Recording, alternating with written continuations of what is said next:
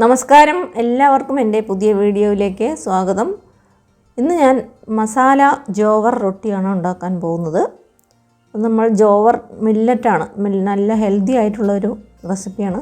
അപ്പോൾ അതിന് നമുക്ക് 1 കപ്പ് ജോവർ ഫ്ലോർ എടുക്കാം. പിന്നെ അതിലേക്ക് 2 കപ്പ് ഗോതമ്പ് പൊടി, പിന്നെ അതിലേക്ക് നമുക്ക് ചേർക്കേണ്ടത് കടലമാവാണ് 1/2 കപ്പ്. വേണമെങ്കിൽ നിങ്ങൾക്ക് ഉഴുന്നിൻ്റെ മാവും കൂടെ അതിലേക്ക് ചേർക്കാവുന്നതാണ്. അപ്പോൾ നമുക്കതിനുള്ള ആവശ്യത്തിനുള്ള ഉപ്പും കൂടെ ചേർത്തിട്ട് പിന്നെ അതിലേക്ക് വേണ്ടത് നമുക്ക് പച്ചമുളകും മല്ലി, ജീരകം, അജ്വൈൻ, അയമോദകം ഇതെല്ലാം കൂടെ ഒന്ന് അരച്ചെടുക്കണം. നമ്മളുടെ എരിവിനനുസരിച്ച് പച്ചമുളക് ചേർത്ത് കൊടുക്കാവുന്നതാണ്. അപ്പോൾ ഒരു 3-4 പച്ചമുളക് ഞാൻ എടുത്തിട്ടുണ്ട്. പിന്നെ നമുക്കതിലേക്ക് മഞ്ഞൾപ്പൊടിയും കുറച്ച് കായപ്പൊടിയും പിന്നെ ഒരു 4 ടേബിൾ സ്പൂൺ ചൂടായ എണ്ണ നമുക്കതിലേക്ക് ഒഴിച്ചു കൊടുക്കാം.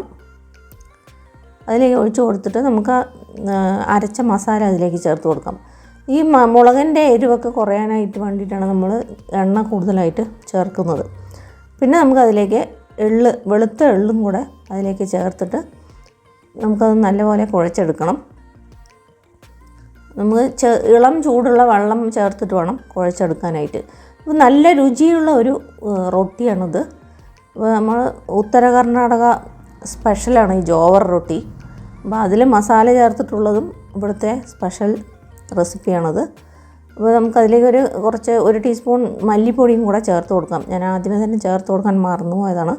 അപ്പോൾ അതും കൂടെ ചേർത്തിട്ട് ഒന്ന് നല്ലപോലെ വീണ്ടും ഒന്ന് കുഴച്ചെടുക്കാം.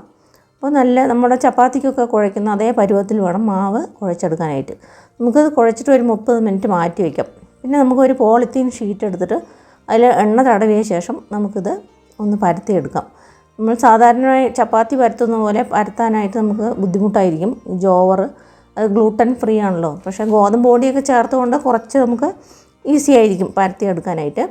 നമുക്ക് ഇതുപോലെ മാവ് തൂവിയിട്ട് നമുക്കത് ഓരോന്നും ഇതുപോലെ പരത്തിയെടുത്തിട്ട് ചൂടായ തവയിലിട്ട് 2 സൈഡും നല്ലപോലെ വേവിച്ചെടുത്തു കഴിഞ്ഞാൽ നമ്മുടെ മസാല ജോവർ റൊട്ടി റെഡിയാകും. അപ്പോൾ നിങ്ങൾ ആദ്യമായിട്ടാണ് എൻ്റെ ചാനൽ കാണുന്നതെങ്കിൽ ഒന്ന് സബ്സ്ക്രൈബ് ചെയ്യാൻ മറക്കരുത്. കൂടെ തന്നെ ആ ബെൽ ബട്ടണും കൂടെ ഒന്ന് പ്രസ് ചെയ്ത് കൊടുത്താൽ ഞാനിടുന്ന വീഡിയോൻ്റെ നോട്ടിഫിക്കേഷൻ നിങ്ങൾക്ക് കിട്ടുന്നതായിരിക്കും. വീഡിയോ ലൈക്ക് ചെയ്യാനും മറക്കരുത് ഇഷ്ടപ്പെട്ടാൽ.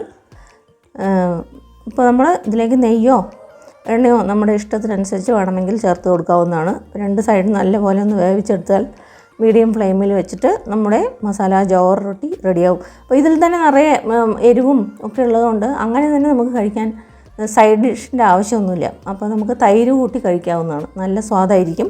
അപ്പോൾ നിങ്ങളെല്ലാവരും തീർച്ചയായിട്ടും ഇത് ഉണ്ടാക്കി നോക്കിയിട്ട് അഭിപ്രായം അറിയിക്കുക. അപ്പോൾ ഈ വീഡിയോ നിങ്ങൾക്ക് എല്ലാവർക്കും ഇഷ്ടപ്പെട്ട് കാണുമെന്ന് വിചാരിക്കുന്നു. വീഡിയോ ഇഷ്ടപ്പെട്ടാൽ ലൈക്ക് ചെയ്യാനും കമൻറ്റ് ചെയ്യാനും മറക്കരുത്.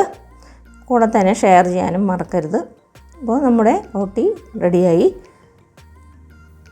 അപ്പോൾ ഇത് നമുക്ക് കുട്ടികൾക്കൊക്കെ ലഞ്ച് ബോക്സിനും കൊടുക്കാൻ പറ്റിയ നല്ലൊരു റെസിപ്പിയാണ്. നിങ്ങളെല്ലാവരും തീർച്ചയായിട്ടും ഉണ്ടാക്കി നോക്കിയിട്ട് അഭിപ്രായം അറിയിക്കണം. വീണ്ടും ഒരു പുതിയ റെസിപ്പിയുമായി കാണുന്നത് വരെ നന്ദി, നമസ്കാരം. Thanks for watching.